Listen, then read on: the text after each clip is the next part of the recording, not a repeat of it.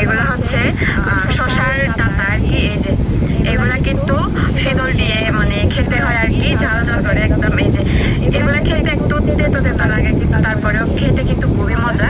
এই যে শশাও নিয়ে আসছে, আর সাথে হচ্ছে এই শশার ডাটাগুলোও নিয়ে আসছে। হ্যাঁ, এগুলোও সমতলের অনেক মানুষই চিনবে না। এগুলো হচ্ছে জমির চাষ করা এক ধরনের পশুর লতি আর কি।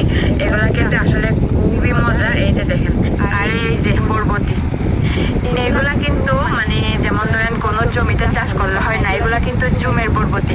আর এগুলাও চিংড়ি মাছের শুটকি দিয়ে, মানে যেটাকে আমরা বলি থাবা বেতন, তো ওইভাবে খাওয়া হয় আর কি। অনেক টেস্টি কিন্তু এই বরবটিগুলা। আসলে জুমে যখন হচ্ছে ধান পাকবে বা ধান কাটা শেষ হবে, তখন হচ্ছে এই বরবটিগুলা ধরে, সেজন্য হচ্ছে এগুলাকে বলে নারা হাবাসুমি। আর এই যে এখানে হচ্ছে টাটকা টাটকা শশা, এগুলাও কিন্তু আমাদের পাহাড়িরা চাষ করছেন আর কি। 3 কেজি নিয়ে আসছি। তো এগুলো